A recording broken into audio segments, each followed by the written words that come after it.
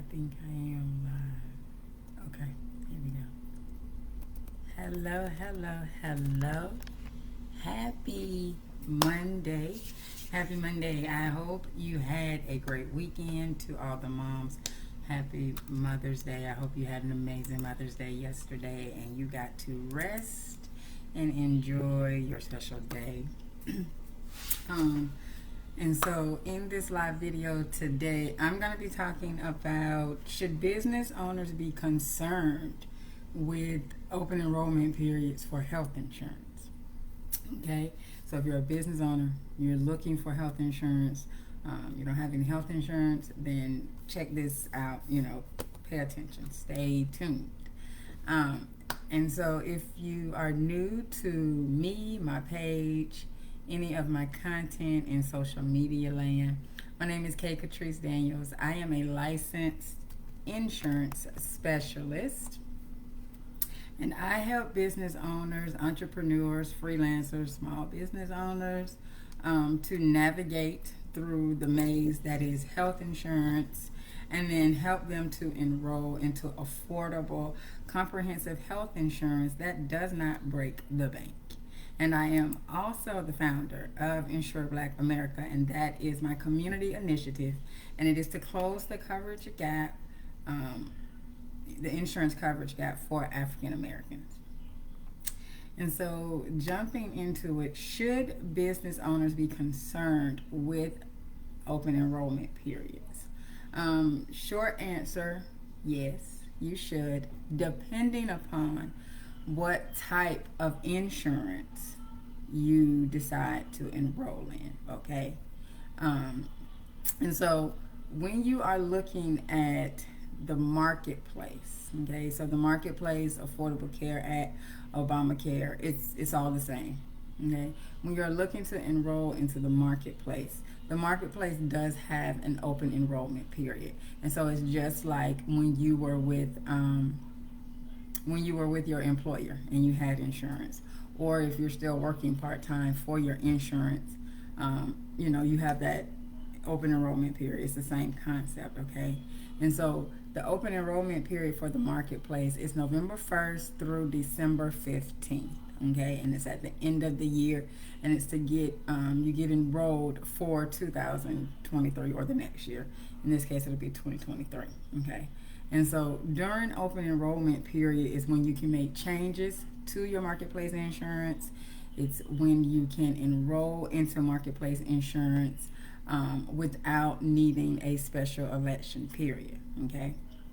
And so if you enroll, if it's outside of that period, then you would need what's called a special election to be able to enroll.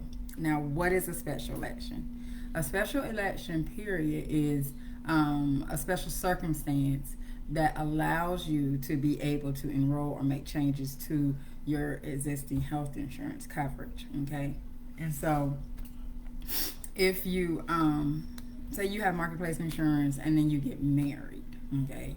You get married and then that gives you, or you have a baby, that gives you a special election period to enroll your spouse or your new child onto your health insurance. Now, if you don't have health insurance currently and you are looking to go into the marketplace and you're pregnant and you have a baby, that's not a special election period. It's only a special election period if you currently have insurance, okay? Because that is a qualifying life event. It qualifies for a special election period, okay? So you have to have insurance first in order to be eligible for the special election period. Also, if you move, that qualifies you. If you move out of the service area, so not if you move, say, just around the corner or right over same county but next city, another city within your county, okay? That does not qualify you for a special election period. You have to move outside of the service area for your current plan, okay? And so if you live in Georgia and then you're moving to Florida, that would qualify you for a special election period, okay? And so once you're eligible for a special election period, then you can go ahead and you can make some changes. There are other special election periods that are available. I'm not going to get into all of them. But just know you have to have a special election period for the marketplace. Okay. Now, there's other health insurance plans that don't qualify, that you don't need a special election period for. So, short-term plans. And so, short-term plans, those are plans where they don't, you can have pre-existing conditions, but only certain pre-existing conditions will be covered. So like, and that's if the plan even covers pre-existing, because you have some carriers with plans that do cover pre-existing conditions, and then you have other carriers with short-term plans that do not cover pre-existing conditions. Okay, so if the short-term plan does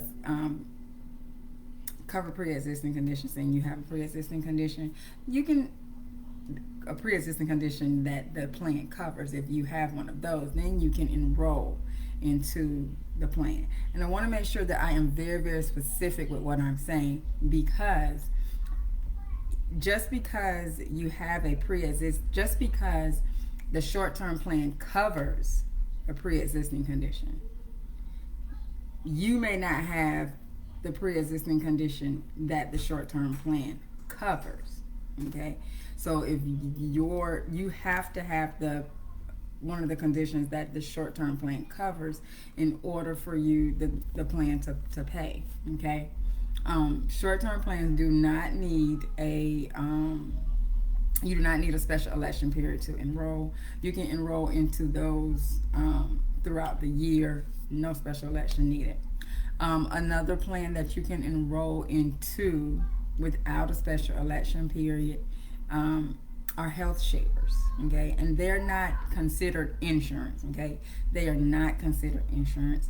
Health shares are they're like a community of people coming together, and you pay into the community, and then once you meet a certain amount that you have to pay out of pocket, kind of like a deductible. It's not called a deductible, but it works the same way.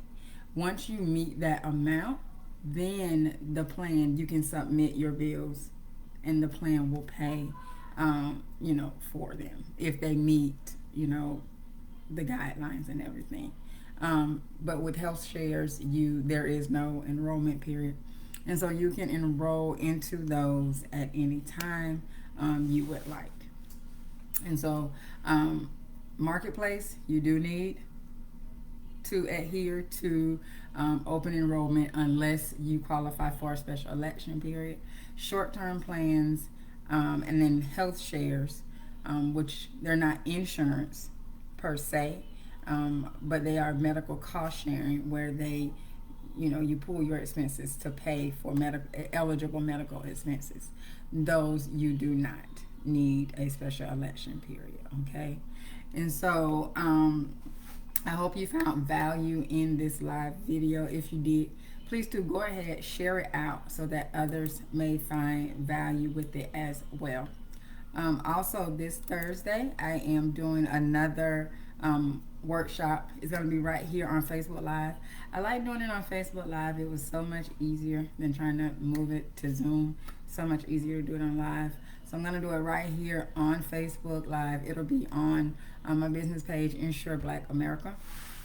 And so it'll be this Thursday, which is Thursday is the 12th. Thursday is the 12th.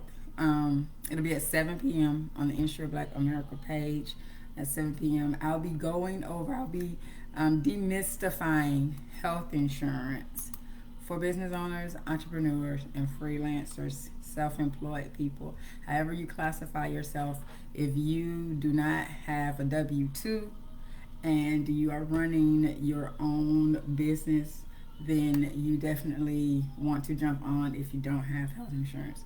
I'm going to be going in depth, going over each of the different options available for business owners when it comes to health insurance. So if you don't have health insurance, or if you are looking to transition away from your job and you're like, I don't know what options are available to me, then you definitely want to be on the webinar, the workshop on Thursday at 7 p.m. And so I hope you guys have a great rest of your Monday. Take care, God bless, and remember that together we can close the coverage gap in insurance for African Americans. Have a great one.